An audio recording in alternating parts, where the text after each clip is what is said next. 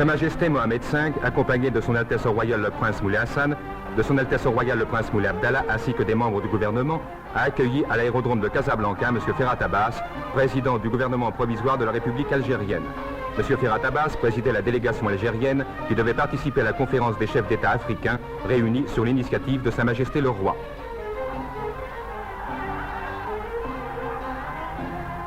Peu après, atterrissait un avion guinéen à l'aérodrome militaire de Noisseur. À son bord, 3 chefs d'État africains invités également par Sa Majesté le Roi pour prendre part à la même conférence. Ce sont messieurs Nkrumah, président de la République du Ghana, monsieur Modibo Keïta, président de la République du Mali, et monsieur Sékou Touré, président de la République de Guinée. Les 3 chefs d'État ont été accueillis à leur descente d'avion par Sa Majesté le Roi. Ils ont été acclamés par une foule nombreuse qui les attendait aux abords de l'aérodrome. Après le salut aux couleurs nationales, les invités du souverain ont été salués par les membres du gouvernement marocain et les diplomates étrangers accrédités à Rabat.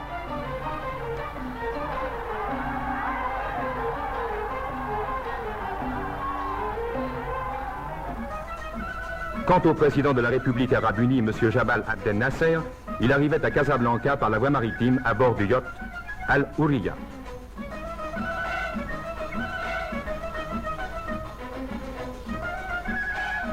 C'est la première fois que le président de la République arabe unie foule le sol marocain, accueilli par Sa Majesté Mohamed V, accompagné de leurs Altesses royales, les princes Moulay Hassan et Moulay Abdallah.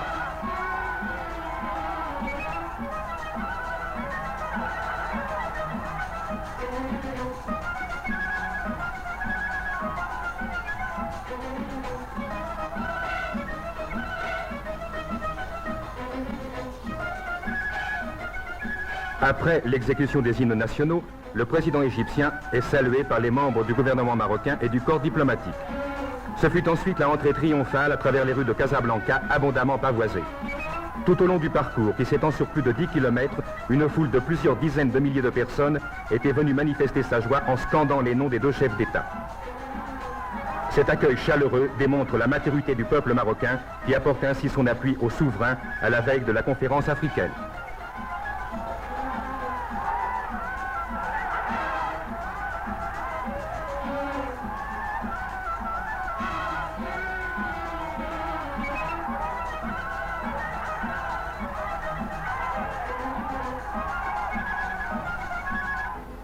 Cette conférence s'est ouverte le lendemain dans les locaux de la préfecture, en présence des chefs des délégations, des corps constitués et des représentants diplomatiques.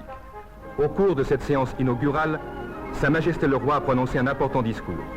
Après avoir souhaité la bienvenue à ses hôtes, le souverain a précisé les sujets qui devaient être traités par la conférence. Le problème du Congo, la guerre d'Algérie, l'affaire mauritanienne, l'unité de l'Afrique et la lutte contre le néocolonialisme ont constitué les traits principaux de ce discours.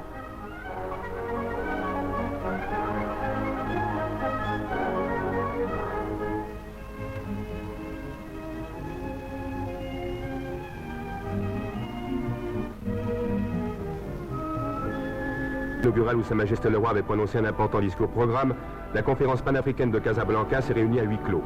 Différents problèmes d'égale gravité ont été étudiés. Après le dîner offert par Sa Majesté le Roi, les chefs des délégations se sont retrouvés dans des conversations détendues, sans doute moins déterminantes que celles de la conférence, mais tout aussi cordiales et franches. Parmi les décisions prises par la conférence, les explosions nucléaires en territoire africain ont été condamnées. Il a été réclamé en outre l'évacuation totale des troupes d'occupation de toute l'Afrique.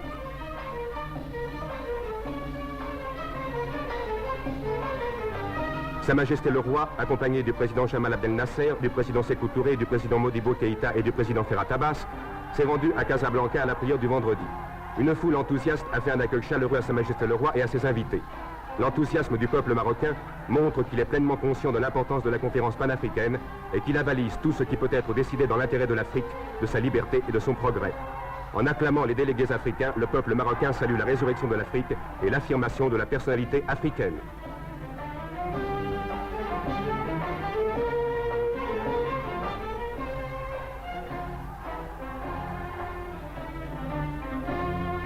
À Casablanca, la conférence panafricaine au sommet a été clôturée après 4 jours de travaux. Au cours de la séance de clôture, chacun des chefs d'État présents a prononcé un discours. Tous les délégués se sont félicités des résultats importants et déterminants pour l'unité de l'Afrique obtenus par la conférence.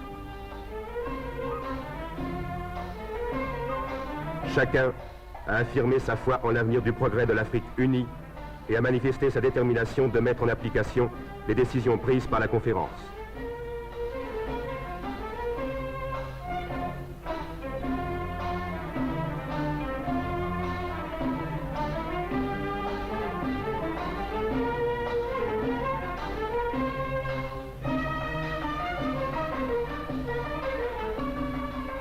Son Altesse royale, le prince Moulay Hassan, a procédé à la lecture des motions décidées. En dehors des motions, une charte de l'Afrique a été établie. Cette charte constitue un pas très important vers l'unification de l'Afrique. En effet, dès que les circonstances le permettront, une assemblée africaine consultative sera créée et se réunira périodiquement. Auparavant, des commissions africaines se réuniront pour harmoniser les actions. Par ailleurs, une large coopération a été décidée sur le plan économique, technique et culturel. L'un des faits importants de cette conférence, c'est qu'elle s'est déroulée sous le signe de l'unité de l'Afrique.